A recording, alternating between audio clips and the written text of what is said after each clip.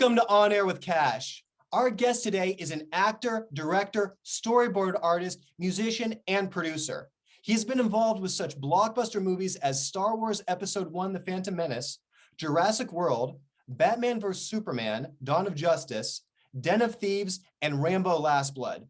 In addition to his numerous upcoming projects as a storyboard artist, he has also been a producer and head of development with Robots of Awesome on the Sony Pictures lot. You can watch him in The Hitman's Bodyguard's Wife and Unbreakable Boy, streaming right now. Please welcome my good friend, Neil DeMonte. Hey, everybody. And Kash, so thank you so much for having me on your show, man. I really appreciate it. So good to see you after all this time, too. This is great.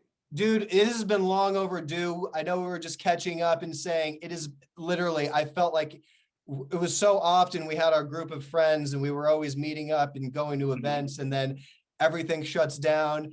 I remember us going out for pizza. We were talking about some potential projects to do. Everything shuts down, but look, we're back in action. We're here now, and you have been pretty busy this whole time. Yeah, like when the pandemic first hit, obviously it was kind of, everyone's kind of like, what the hell just happened? And everything's kind of goes back, and everything just kind of pauses for the most part. But like, yeah, I just kind of felt, if I'm gonna be in this situation, what do I do about it? Maybe I can just focus on my own stuff right now, get my own stuff going.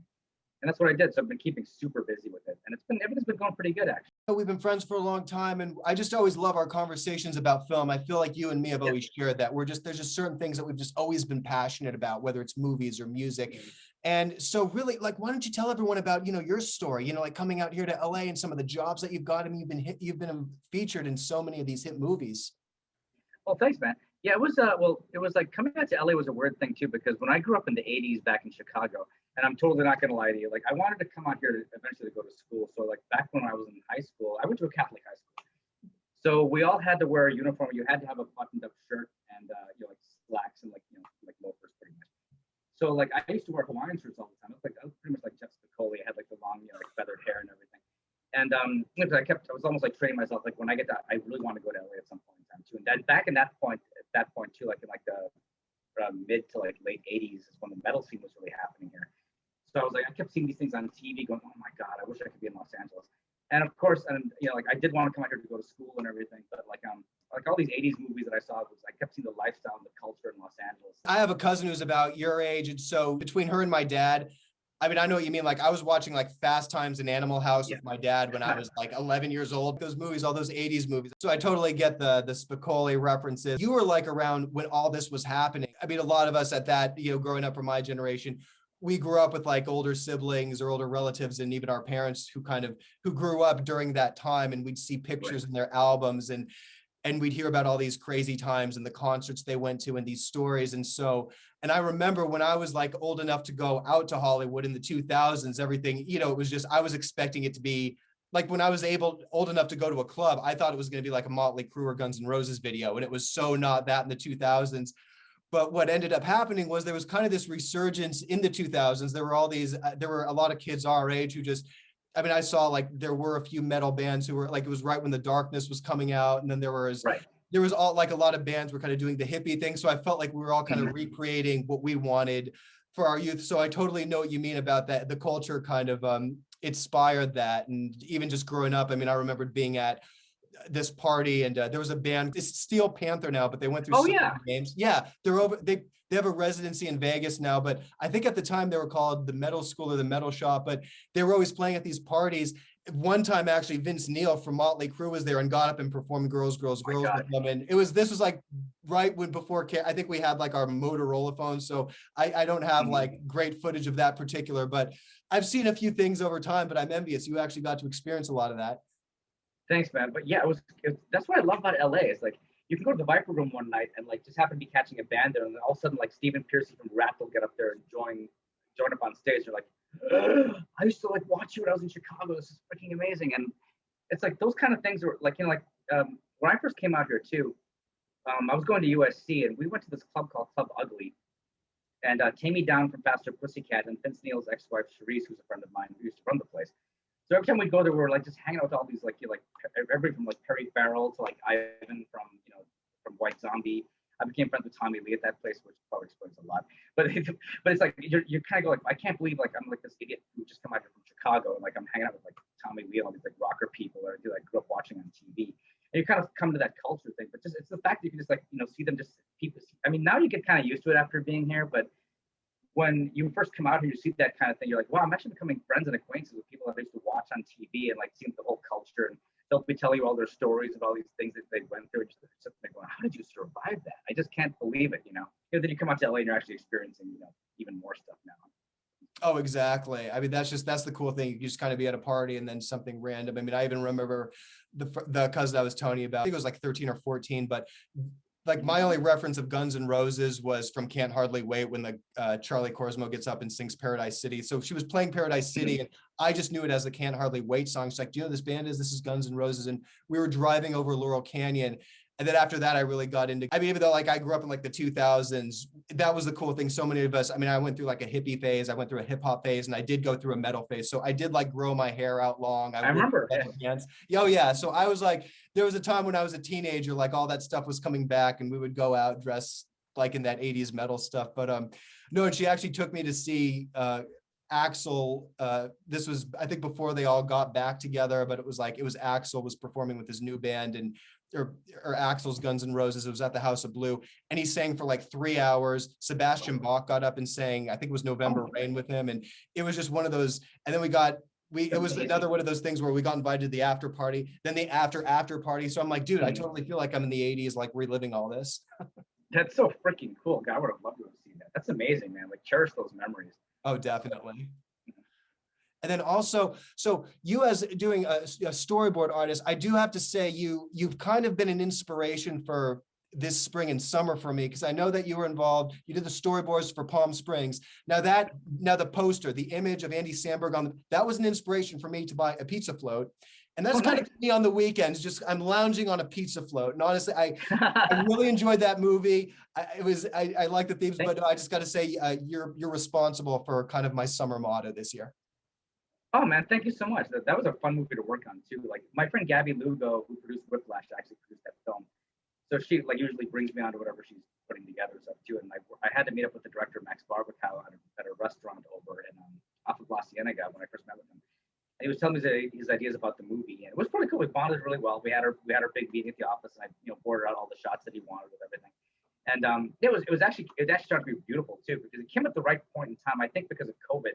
If I'm not mistaken, that was the first movie that came out in drive-ins, in limited release or like however they released it. It was just like a drive-ins and like an on-demand on Hulu, if I'm not mistaken.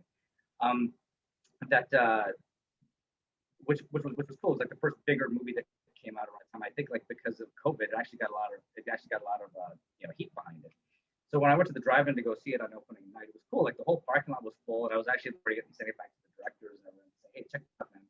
Look at this. This is great. Where actually I find a lot of my these hidden gems. I had just signed up for Hulu, and I was scrolling through, and there was and I just really like I really wasn't sure. I had no idea what the movie was about, and then of course there's that Groundhog's Day-esque vibe to it, but I do like just the story, and it was really like finding that connection and just being stuck, and then really going on to that next phase of your life. That's what the characters had to confront, and I just kind of feel like that's kind of been a theme with where I've been the past year, even during this time with the pandemic. We're stuck at home. We had to work from home, and this was definitely a time to reevaluate too. I mean, and it's been very therapeutic as far as just I was writing more, I was journaling more. Yeah, I came up with the idea to do this show, and again, it was just you go from really, I mean, for a decade I felt like boom, boom, boom. I was in such like work mode. I was up every day, and then it was like to wake up and be like, nothing's happening. We're stuck at home, and it gave me time to really reflect and say, what's the next phase, or what am I holding on to that I need to move forward? And honestly, the show, catching up with people, and just really, I feel like I've taken the time during that we've had to really reevaluate, get in touch with myself, and really go forward with what I needed to confront and move forward with. I agree with you totally. I think this was a time of growth for all of us too. I mean, like obviously, like we had friends and relatives that were getting sick from this disease, and we're all stuck at home. So it's kind of like, well, what do? You can either choose to fall apart, or you can choose to kind of really mentally get in and fix whatever you need to fix. And if you had to do any self-help stuff or self-awareness stuff, now's the time to take care of that. And some people chose to do that, which we obviously did too. You have to reflect on things like, okay, you can sit there and fall into a depression by being at home the whole time. And luckily, luckily we at this point in our lives have like, we have like the internet, we have like, Netflix, Hulu we can watch. People back when they had the pandemic in like the 1920s, I believe, like they didn't have that. So like, I'm sure the mental strain that comes along with something like that too can like take your toll on it. So like, well, you can think to yourself, well, I can either fall down a bad path, or I can get some self-help books, watch YouTube videos, and like really work on myself and like get my confidence level back up. So when this thing does in fact end, I can come out a better person because of it. So yeah, I think it's just a matter of how you just retrain your brain. You can either be a victim or you can not be a victim. I really like how you put that, and I really respect you a lot because you've been very open. Just we were talking about growing up in LA or just coming here at different times, and you've been very open about stuff that you went through and how you really had to make some choices. And I'm just so proud of you. Thanks, I mean, between just your career, you've worked on huge movies, and you have a production company.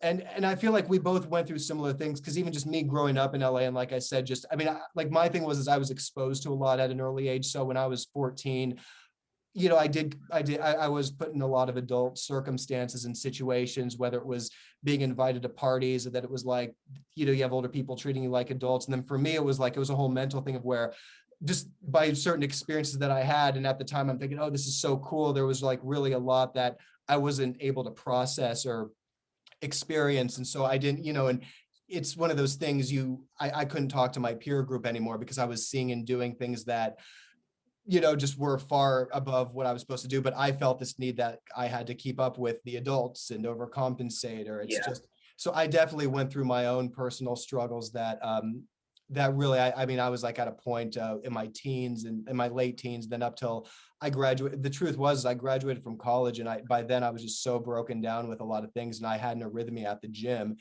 and I was dead for just under a minute. Fortunately, I was revived. I mean, really, the person who revived me wasn't scheduled to work that day. He was one of the only employees at 24 Hour Fitness who had defibrillator training. They had just gotten the defibrillators in there, and he's training a producer for Me Are True Stories. And so they said like 10 seconds more, if they hadn't revived me, I could have just, I might not have made it. So that was really an experience for me where I looked at where I was in my life, and I said, you know what, I'm holding on all this baggage, and there's just certain things, like I just had to, I just had been given a lot of just bad information and just some experiences I was too young to process, but that really made me want to get my life on track. And that's really when I got, I started working steadily, and it was just really this decade of progress, which was just so great. And I know I know you had mentioned having an out-of-body experience as well too. So I feel like we both have that same thing in common.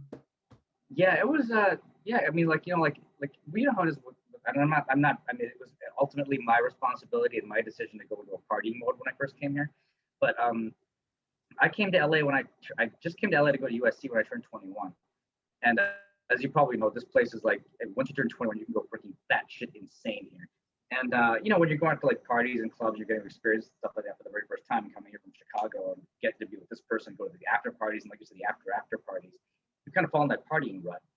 And what happened, so like I started partying a lot when I was back at school, and I gained a lot of weight because I was just eating like meat burritos and like just drinking cases of beer. And we would actually, back then, to save money, we would all kind of like, get a case of beer and get a bottle of whiskey and pull up like, to whatever club we were going to go to and get trashed in the car. So we wouldn't have to spend that much money on alcohol when you actually went inside the club.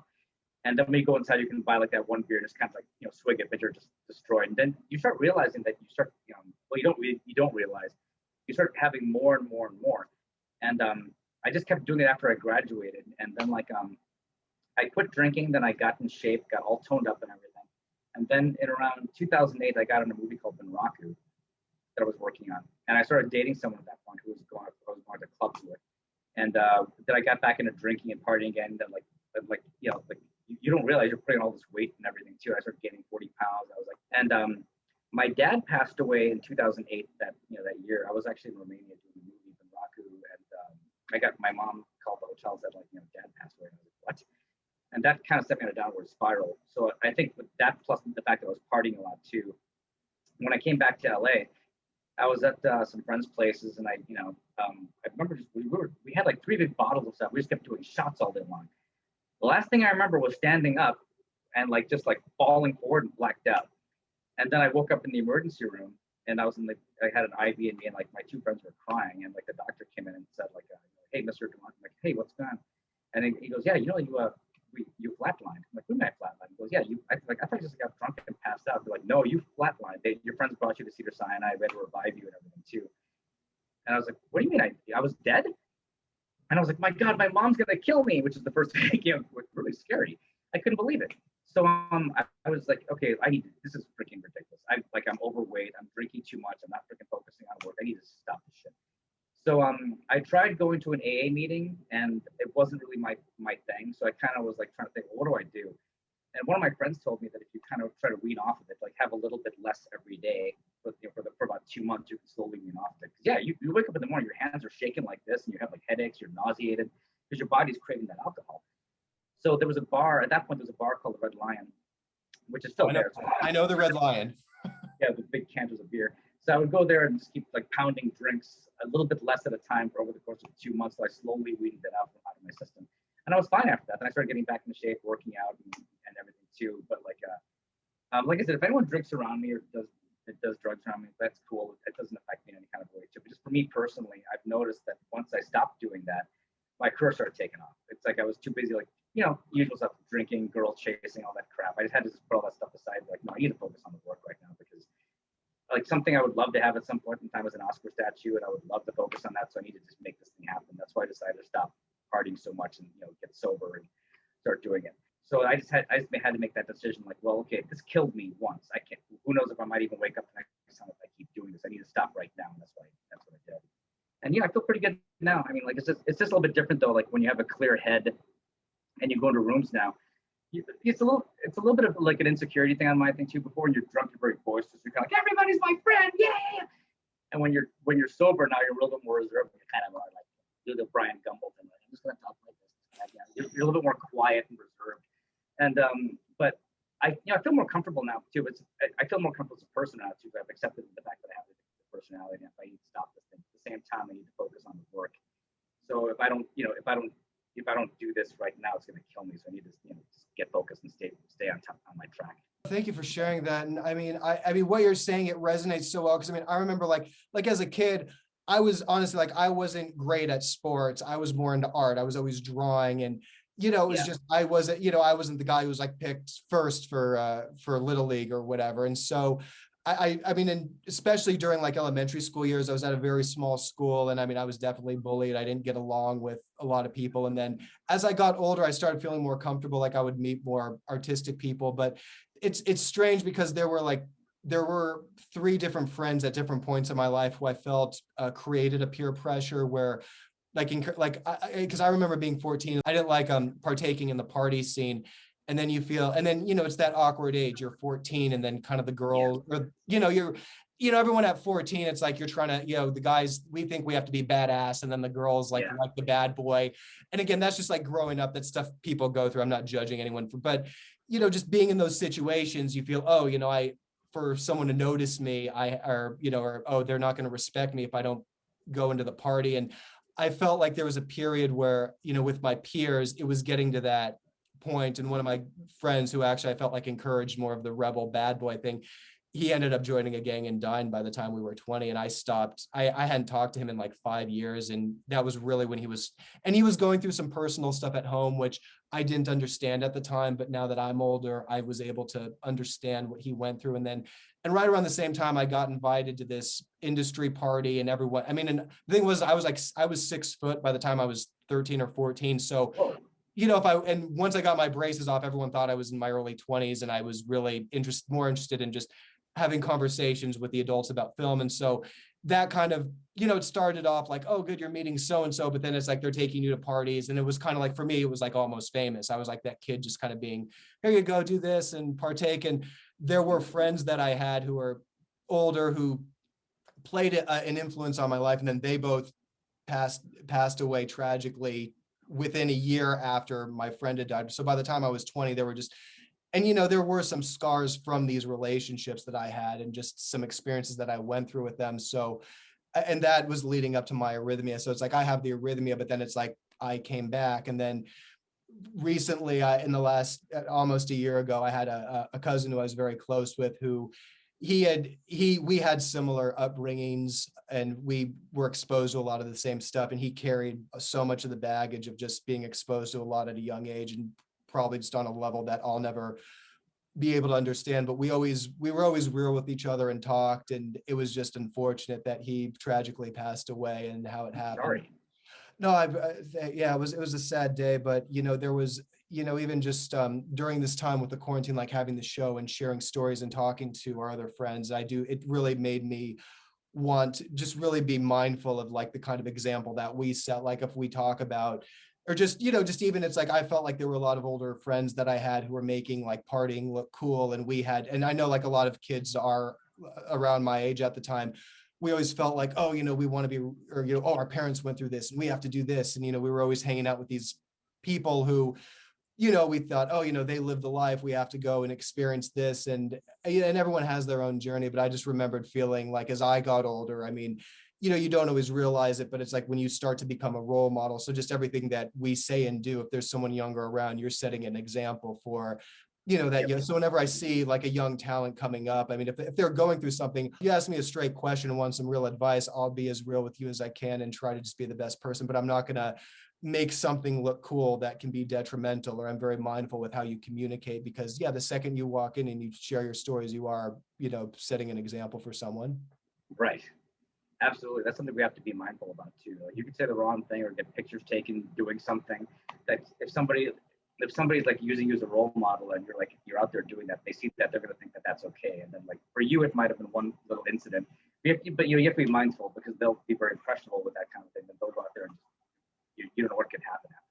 Oh, exactly. And I just felt like so many of the people, like the older people that I was around. So, I mean, that was like what happened for me. Like, cause when I became like, after my arrhythmia, now I'm in my 20s and it's like, you realize, oh, you're not just some kid running around. About 7 years ago, I wasn't living up to my potential. And I was like, I'd started working and, and again, when you're younger, you just need to have certain experiences, whether it's certain friendships, but you learn from those relationships and friendships that didn't work out. You end up trusting certain people, but those are a part of life. But then I just remembered about 7 years ago, I just went through something, and you know what? I'm like, I have some baggage. I have something that I have to work on. And I started seeing a therapist, and literally it was the best thing that ever happened. I got so in touch with a lot of things. And ironically, it was so bizarre because my cousin, we talked a lot about him and a lot of stuff that we got exposed to. And it was so bizarre because right when I was done with therapy, the day after was when I heard the news about him. And it was just, as sad as it was, I felt like I had the tools now to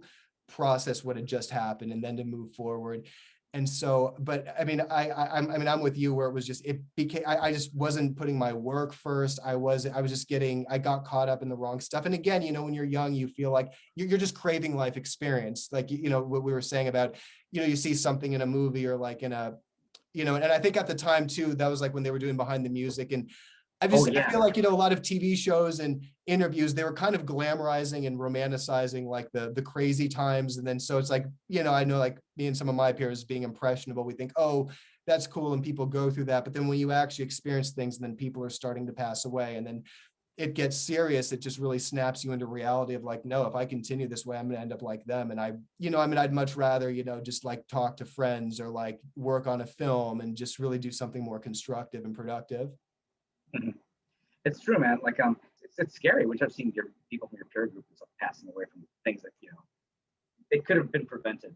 Exactly. And that's like really why I admire you and just other people that I've been able to talk to about just, we're very comfortable. And as far as, I just feel like there's an open dialogue and people need to hear that. And I do like even what I'm seeing in certain TV shows and work, they really show how like kind of a pattern of events happens where, it's like, I just feel like a lot of the stuff I watch or a lot of the stuff I read about and just the fact that we are talking about mental health awareness, because that was me. I mean, and as far as like just not really having the tools, responding to peer pressure, you're in this world and then you don't really, and then when people started passing away, or just even recently, there were just few people who I felt like who were supposed to be role models have gotten exposed for something. You're kind of like, what? I didn't always feel good when I was around this person. And then when you hear kind of some of these stories that are coming out now, it's like, what? That's why I wasn't feeling good when I was around this particular scenario. Yeah, I agree with you. I think bullying too, like I got bullied in junior high a lot too. And like what was, if you ever saw the movie Can't Buy Me Love, that's a pretty good explanation. Oh yeah, no, that was another one. I watched all those movies growing up. Yeah. Yeah, it's like that was kind of like what happened with me because we were all friends in like 6th grade. And then everybody kind of went away in the summertime and played and did whatever. Then you come back in junior high when you're in 7th grade, and like the same people you're playing with and like childhood friends with now don't like you because they're into sports and I'm into like Star Wars and horror movies. And I couldn't process that because I've known you for a while. It's like if you're my friend, I treat you like family and I love you like family. There's no difference between family and friends. If you're my friend, that's it. I will do whatever it takes to help you in any kind of a way. I'll listen to you, whatever you need. So I couldn't realize that like I would play with these kids, like we used to go like chase each other, playing tag and everything. Then at the summertime, everybody kind of splits up and does their thing, and then like you come back in junior high, and now they're like your enemies. Like how did this happen? So I never got physically beaten, but I was emotionally teased a lot. I had a lot of insecurities because of it. So like what I had to do, it's almost like when you go, like I did go to therapy for a while after my dad passed away, because that was like the most destroying thing I've ever been into in my life. I was completely destroyed by it because my family's very close. And during the time I went, I'm just very, very honest talking about this. I had to go back and almost kind of heal the kid from back then in order to progress to who I am now, to be more confident with stuff too. Like, and you have to do that. I think it's a good thing too. Like if you can't get help from books and you can't do it on your own, I think you should definitely go talk to someone. And it actually helped me out too. Like I had a very happy childhood. Like I had tons of friends. I was always running at full speed, wired on Coke, the drink, not the drug.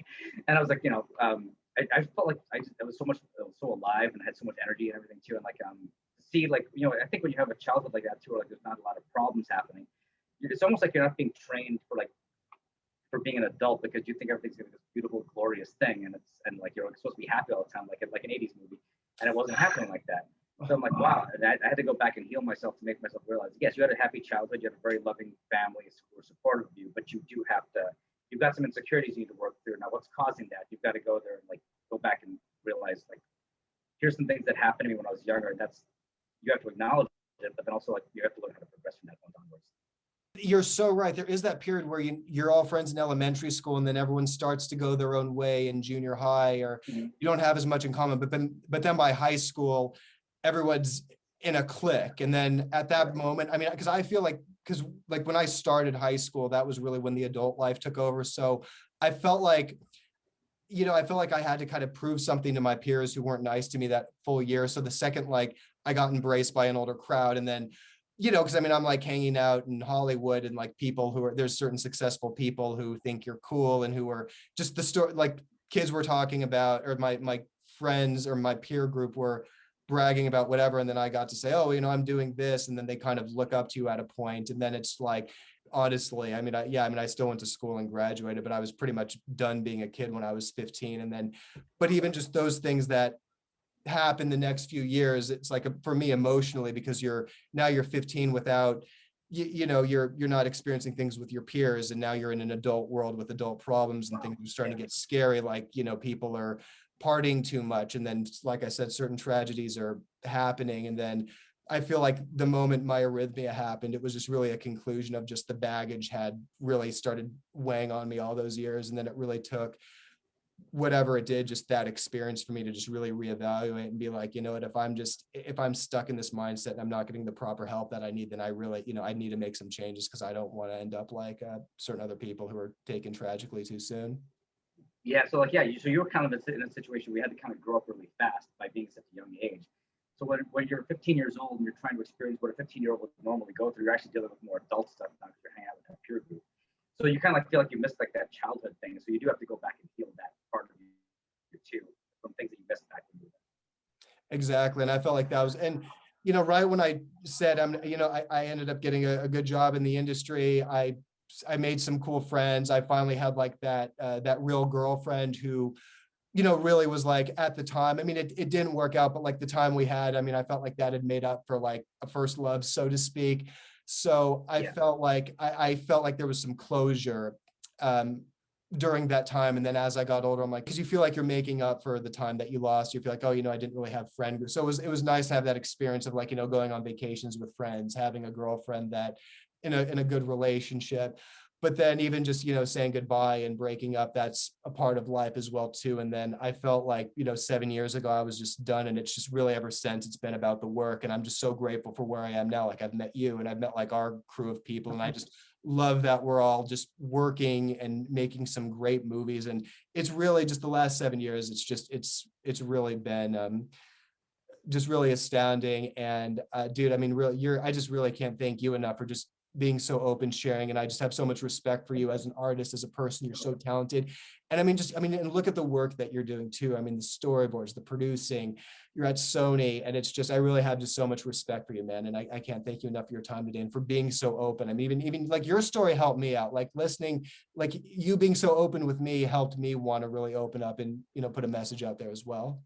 Thanks, man. I really appreciate you saying that too, because I mean, it was nice. It's nice, obviously, being on your show and like getting to see you after all this time too. But like, yeah, I mean, like, it's cool because you and I actually have deep conversations. I don't like having these like fluffy things about like, oh, what party are you going to next week? You can actually have like deep conversations about stuff that's really meaningful. And I think by being on your show and having people hear the stories from both of us too, and it gives them if they might be having any kind of false sense of hope or something bad that's happening to them, they can actually look at that like, well, God, like these two guys went through some stuff, and I mean, people have been through way worse stuff than we have. Oh my God, and like, at least we had a loving family to support us, and had a decent friend base. But some people don't have that. So I think by watching a podcast like this and seeing how we both would interact with one another and like tell our stories on a very deep level, and are very open about it, that might give them some hope and say, hey, I think I can maybe if I can if I do need therapy, I could do that. If I can do some kind of self-help course, I could do that. I know you and I find therapy in artwork, whether we're doing acting or producing stuff, directing things. Like art's always been like my therapy, and I'm sure it is for you too. It's like there's something about being able to lock down and like write the script for like paint or like just anything, playing guitar, playing drums. It's just like there's something very therapeutic about that. So so that's why my therapy comes from like doing artwork and being creative and being very focused. And I kind of calm down. I'm like, oh, I feel really good. Like when I go play drums at the recording studio, freaking super happy. I'm like, I come back at a big smile on my face, and I think just whatever you do, whatever works for you is what you should do. You said it too, because I mean, I'm the same way where it's like, I just have like a soundtrack blasting in my head, or even just doing the show. I mean, even just when I started doing the show and I started editing, I just had the show, I turned into a mad scientist. Like I shut the world down. I'm like, okay, I'm just really into this. And, if we talked about this, there's a clip or there's a movie reference. And so I'm always thinking about things from like a cinematic angle. So I think that's kind of, I mean, just as far as the personality goes, where it's just like, we get very into our work, and it's just those creative outlets have been our therapy as well. Yeah, it's like there's something that kind of comes along with that too. I think like it's something that artists kind of know. Like we all, I think somebody said a long time ago that like being an artist is like having a secret that no one else knows. And I think we all share that thing between all of us too. There's the creative types. You have to kind of give them their space to kind of go do their thing. So I think that's why we have really good relationships with people that are creative. People who are very businessy can't see that. They'll be like, well, there's like this 9 to 5 formula. And if that works for you, that's great. But like for artists, I think you have to kind of carve your own path. You connect with people through your music, through your art, your storyboards, and also you also took on another endeavor this year too, as far as you were at home and you started a clothing line. Yeah, what happened was I'm working on a script right now, which is cool, but like I want to be able to create something. So since I was stuck at home, I'm like, well, I've got some cool artwork that's laying around. Let me see if I can show it around to people. So my friend Stephanie has a clothing company called Wicked Cat Clothing. They have like cool like horror merchandising, like t-shirts, hoodies, joggers, and stuff like that. So I sent her some of my artwork and I said, hey, like how'd you go about doing this? And she said like, well, yeah, I got this. Like I have a distributor and I have my artwork. So I said, hey, would you like to do a collaboration with me? I've got this artwork that I have all this cool gothic stuff. And I sent her some of the stuff. She goes, holy crap, this looks really cool. I'm like, well, thanks. I just didn't know how to go about getting to people's hands. And what we did was my whole idea was that I wanted to empower people. So I love the tattoo culture. So like I love the artwork and I think it looks really cool. Like, we designed this after, I'm a big H.P. Lovecraft fan. So like I designed these things called Heartcraft leggings. So women can get them on leggings for joggers and guys can get them on, women can get them on leggings, guys can get them on joggers. But here's the upper half of it, which is this giant piece of so cool. tentacle. Yeah. Thank you. Here's the bottom half of it. Which is oh no, yeah, okay. And if you look carefully at the negative space in between everything, they form heart patterns. Like right here, like on the top part that I showed you too. And we're pretty excited about it. So I'm pretty happy too, because it's something I never thought I'd really be doing, but I had all this cool artwork that people said, this looks really kind of cool. Neil, that's just another thing. I mean, you just inspire me because you take something like, hey, I'm channeling this, and you go for it. I can't wait to see these new designs. And you know what? I'm spending any time off I get this summer, I am going to be on my pizza float. So send me over some stuff, and I'll put some Andy Samberg Palm Springs style inspired by you. And but thanks, Kash. It was so good to see you, man. Look forward to seeing you in person like in the next week or two. Definitely. You know it. I missed you. We've all been vaccinated. We're all. I know we know I've been taking care of our health, and stuff's opening up. I can't wait to see you in person again. Looking forward to it, man, too. And please have your family for me too. By the way, everybody, Kash over here, let me tell you something. I love how he treats his mom. I swear, like, I knew when I met him, I was like, you treat your mom like how I treat my mom. Like, he's always with her. They're so loving together. It makes me so happy to see that, man. I don't see that a lot. So like, it's that I knew you and I are going to be friends when I saw that. So I want to let you all know, you see him with his mom. It's like it's beautiful. Like, they have such a wonderful relationship. And it reminds me a lot of how the relationship I have with my mom too. I would do anything for her. So dude, I just want to let people know, like, you're amazing, man. She's a wonderful guy. Oh, dude. Hey, Neil, thank you. No, and you're amazing. My mom, actually, we had a blast hanging out with you at Brooke Lewis's wedding that was great. That was a great night at the Houdini Mansion. And no, dude, no, I've always felt the way. My mom and I have a very strong bond, and I love how much you care about your family. You're so passionate about your work, and dude, I mean, this has just been a blast, and I can't wait to see you in person. We're due very soon. You too, man. I'm looking forward to it, man. Like, love you, brother. Love you, brother. Thanks, man. Thank you so much for rocking out with me and Neil DeMonte today. You are on air with Kash. Yes, and thank you so much for having us on, man.